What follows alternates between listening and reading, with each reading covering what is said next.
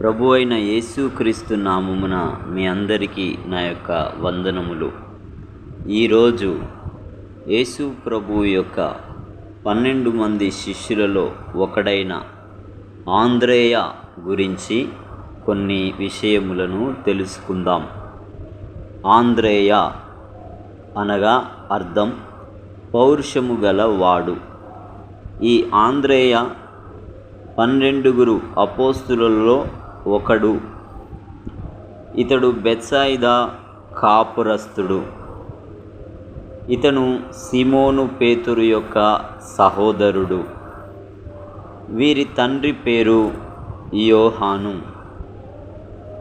వీరిద్దరూ కూడా జాలరులు. ఆంద్రేయ మొదట బాప్తిస్మమిచ్చు యోహాను శిష్యుడుగా ఉండి దేవుని గొర్రెపిల్లయని యోహాను యేసును గూర్చి తెలియచేయగా ఈ ఆంద్రేయ ఆయనను వెంబడించెను.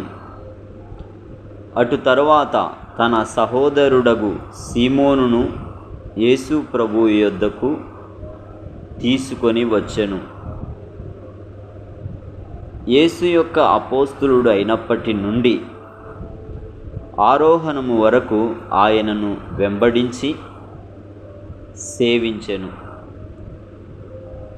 అంత మాత్రమే కాదు, 5,000 మందికి ఆహారము పెట్టినప్పుడు ఈ ఆంద్రేయ 5 రొట్టెలను చిన్న చేపలు తెచ్చుకొనిన చిన్నవానిని యేసు యొద్దకు కొనిపోయెను.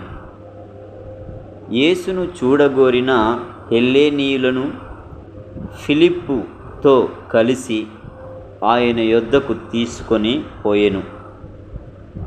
ఈ విషయంలో ఇతడు విశ్వాసులకందరికీ మంచి మాదిరిగా నున్నాడు.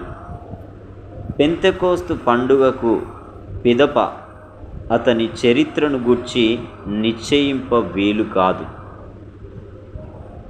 ఈ ఆంద్రేయ స్కుదియా, గ్రీసు, చిన్నాసియా దేశములయందు సువార్తను బోధించి చివరకు అకయాలో ఎక్స్ వంటి ఆకారము గల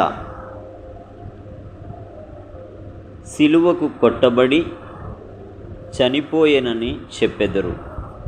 అట్టి ఆకారము గల సిలువను ఆంద్రేయ సిలువయని నేటి వరకు పిలుతురు. దేవుడి మాటలు మన వినికిడిలో దీవించునుగాక. ఆమేన్.